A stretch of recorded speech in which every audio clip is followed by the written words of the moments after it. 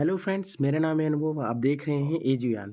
एजुयान के इस video segment में मैं अपने 2024 के करा रहे सॉल्यूशन को एक क्रम में आगे बढ़ता हूं। तो आज देखते हैं हम आज हम दो क्वेश्चन को करेंगे इस वाले वीडियो सेगमेंट में। तो सबसे पहले हमारे सामने एक क्वेश्चन हमें दिखाई दे रहा है। कह रहा है कि एक प्रश्न दिया गया है, उसमें कथन दिया गया है, दो कथन। पहले प्रश्न क्या पूछा है? कह रहा है यक्स और वाई का अद्वितीय मान क्या है? ऐसी यूनिक वैल्यू एक्स वाई की क्या है जहां यक्स वाई अलग अलग प्राकृतिक संख्याएं हैं। अच्छा, पहला कथन बोला है यक्स डिवाइडेड वाई विषम है, और दूसरा बोल रहा है यक्स वाई का मल्टीप्लाई 12 है। ठीक है, तो फिर उसके बाद हमारा ऑप्शंस दिए गए हैं। तो कह रहे हैं एक्स वाई की ऐसी यूनिक वैल्यू क्या होगी। तो देखो, हमें एक्स वाई की यूनिक वैल्यू क्या कथन नंबर 1 से फाइंड हो पाएगी। आओ देखते हैं। अगर यक्स अपॉन वाई विषम है, हम ऐसे ही कर लेते हैं। अगर यक्स अपॉन वाई ऑड है, विषम मतलब ऑड, तो क्या हमको यक्स और वाई की सिर्फ एक ही पेयर, मतलब यक्स और वाई, जाहिर सी बात है अगर एक्स वाई की वैल्यू लिखोगे तो एक पेयर मिलेगा, मतलब कुछ होगा 1, 2, 2, ऐसे टाइप कुछ भी होगा। तो कह रहे हैं क्या एक्स वाई की एक ही वैल्यू ऐसी मिलेगी जिस पर ये ऑड नंबर होगा? तो पहले कथन से क्या ये चीज़ प्रूव हो जाएगा? तो और देखते हैं। देखो, 1/3, 3/1, रुके रहो, 6/2 कर दो अगर।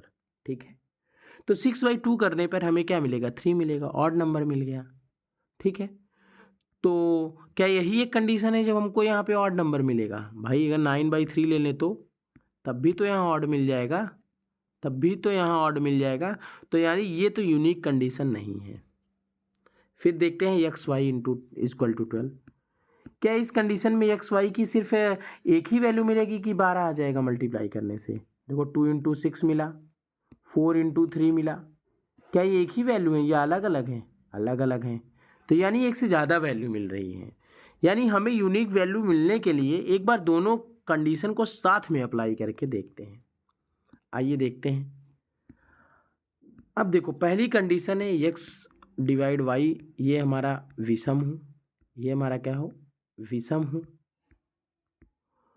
और दूसरी कंडीशन में बोल रहा है कि यक्स और वाई का मल्टीप्लाई 12 हो। तो देखो, यक्स वाई का मल्टीप्लाई 12 हो और इनका डिवाइड विषम हो। ये बताओ, यक्स वाई का मल्टीप्लाई 12 किस किस कंडीशन में आ सकता है? एक तो आएगा 1 × 12, एक तो आएगा 2 × 6, एक तो आएगा 3 × 4, एक आएगा 4 × 3। तो ये रिपीट हो जाएगा। तो ये 3 कंडीशन हमको मिलेगी। ठीक है, इससे हमको पता चला कि एक्स वाई की ये 3 कंडीशन मिल सकता है। लेकिन पहला कंडीशन में क्या दिया गया है? यक्स और वाई का जो डिवीज़न हो वो विषम आए, यक्स अपॉन वाई विषम आए। तो बताओ, 1 और 12 में अगर 1/12 या फिर 12/1 या फिर 12/1 कर दोगे तो विषम संख्या आएगा? नहीं आएगा। तो ये ऑप्शन खत्म हो गया। 2 × 6, 6 और 2 को अगर ऐसे कर दोगे तो 3 आएगा, ऑड आ गया। ठीक है, यानी ये कंडीशन हमारा सही है। आइए इस वाले को भी देख लेते हैं। 3 × 4, यानी 4 को 3 से डिवाइड करोगे तो कुछ विषम आएगा? ये तो दशमलव में चला जाएगा, पॉइंट में चला जाएगा, यानी ये भी ऑप्शन नहीं होगा। यानी सिर्फ 2 और 6 एक ऐसी कंडीशन होगी एक्स वाई की जहाँ पे 6 दूनी 12 होगा, 6 2 जा 12 होगा, और इनका डिवीज़न करने पर एक विषम संख्या 3 मिलेगी हमको। ठीक है, तो यानी यूनिक पेयर हमको मिल गया। यानी जब हम दोनों स्टेटमेंट को साथ में लेके चलेंगे, दोनों कथन को, तब हमको सॉल्यूशन मिलेगा। तो इस हिसाब से कौन सा ऑप्शन सही होगा? प्रश्न का उत्तर केवल एक कथन द्वारा उपयोग करके नहीं, प्रश्न का उत्तर केवल किसी एक कथन का नहीं, प्रश्न का उत्तर दोनों कथनों का एक साथ प्रयोग करके दिया जा सकता है, लेकिन किसी एक कथन का अकेले उपयोग करके नहीं दिया जा सकता। तो ये ऑप्शन हमारा यहाँ पे सही हो जाएगा। आगे बढ़ते हैं। यहाँ पे एक क्वेश्चन हमारे सामने ये है, इसमें ये थोड़ा समझने वाली है। इसमें बोला है क्या? तो देखो, पहले तो इसको मैं थोड़ा से क्या मैं छोटा कर पाऊँगा इसको? रुको देखते हैं। ओ, रुको, क्या इसको ऐसे कर सकते हैं? तो देखो हमारे सामने ये क्वेश्चन है और इसमें कह रहा है कि एक्स वाई जेड के बीच एक निश्चित राशि वितरित की गई है। अच्छा, एक्स वाई जेड को निश्चित राशि बांटी गई है। कथन एक कह रहा है कि एक्स को वाई और जेड को जो धन मिला है उसका 4/5 मिला है एक्स को। अच्छा, एक्स कह रहा है कि मुझे 4/5 धन मिला है किसका, जो भी वाई और जेड को मिला है। अच्छा, फिर दूसरी केस में क्या कह रहा है, वाई को एक्स और जेड के मिले कुल धन का 2/7 मिला है। मतलब वाई को क्या मिला है, 2/7 मिला है किसका, जो धन मिला है एक्स और जेड को। अच्छा, तो कह रहा है कि निम्नलिखित में कौन सा कथन सही है। अब कह रहा है कि एक्स वाई जेड के बीच निश्चित राशि वितरित की गई है, तो सबसे कम राशि किसको मिलेगी, ये पूछा है। सबसे कम राशि किसको मिलेगी। अब बताओ, क्या सिर्फ पहले कथन से ये पता चल पा रहा है, पता चल पाएगा कि किसको सबसे कम राशि मिली है। आइए चेक करके देखते हैं। सिर्फ पहले कथन से हमें ये मिला है। ठीक, आओ देखते हैं। यानी x बराबर 4/5 वाई प्लस जेड। क्या इससे कहीं से पता चल रहा है कि y और z के को कितना मिला है या x को कितना मिला है? नहीं। ठीक है, लेकिन देखो यहाँ पे ये बताओ टोटल कितना धनराशि वितरित की गई है। माना टोटल धनराशि t है। ठीक है, तो ये तीनों को कितना वितरित किया गया है, x और y और z को जितना मिला है उसको जोड़ दो। तो पहली कंडीशन से x की वैल्यू हम यहाँ पे रख के देखेंगे। तो टोटल बराबर क्या हो गया, 4/5 वाई प्लस जेड, और वाई प्लस जेड तो है ही है। तो यहाँ से हमें टोटल की वैल्यू क्या पता चल के आई, ये आया हमारा 5 1 या 5 4 9/5 वाई प्लस जेड। और इसको सॉल्व करोगे तो वाई प्लस जेड की वैल्यू क्या दिखेगी हमें, 5t/9। अब देखो हमें यहाँ से y प्लस जेड की वैल्यू निकाल के इस इक्वेशन में रख दो। ठीक है, ये इक्वेशन मान लो स्टार है। ठीक है, इसमें रख दो। तो जैसे ही y प्लस जेड की वैल्यू वहाँ रखोगे तो हमें क्या मिल जाएगा, t बराबर x प्लस 5t/9। और इसको सॉल्व करोगे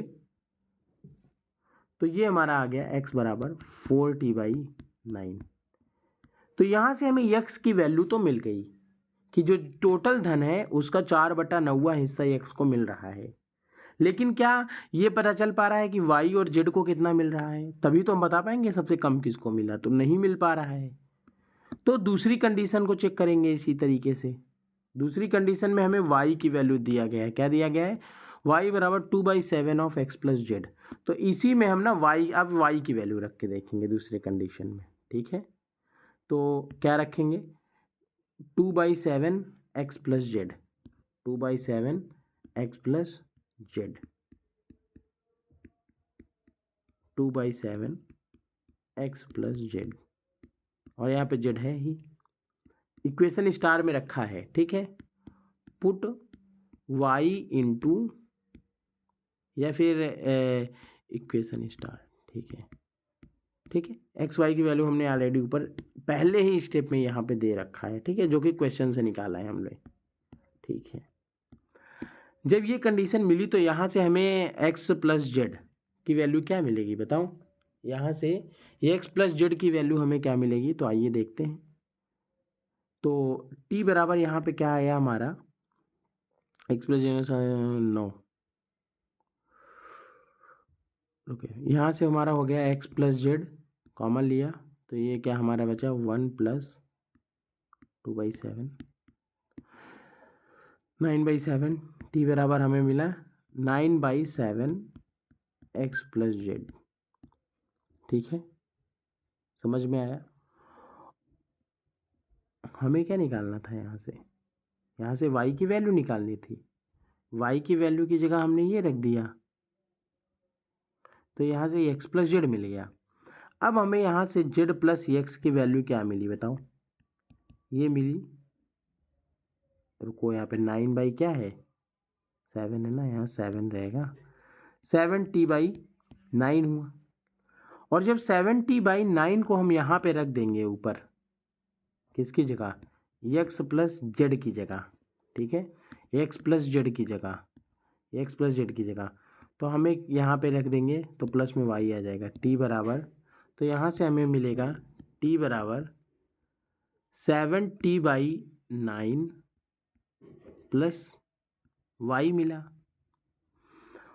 और यहाँ से हमारा हो गया y बराबर 2t/9, समझ गए।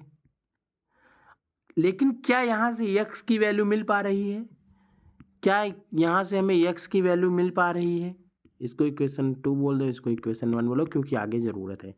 तो मतलब हमें ये पता चल रहा है भाई कि दोनों से अलग अलग हमको नहीं मिल सकता एक्स वाई की वैल्यू। तो क्या किया, दोनों कथन को साथ में लेना होगा। अब ऐसे में x की वैल्यू पता चल गई है, y की वैल्यू पता चल गई है, इसे इक्वेशन में रख दो तो z की वैल्यू पता चल जाएगी। तो आइए देखते हैं। तो t बराबर क्या हो गया हमारा, x की वैल्यू क्या है 40/9,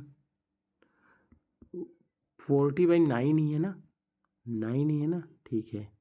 और यहाँ पे y की वैल्यू है 2t/9, y की वैल्यू है 2t/9 प्लस z। इसको सॉल्व किया हमने तो ये हो गया हमारा 60/9 प्लस z, और इसको सॉल्व किया तो 3t/9 आ गया z की वैल्यू। तो अब हमें जो है x की भी वैल्यू मिल गई, y की भी वैल्यू मिल गई और z की भी मिल गई। तो बताओ तीनों किस रेशियो में है।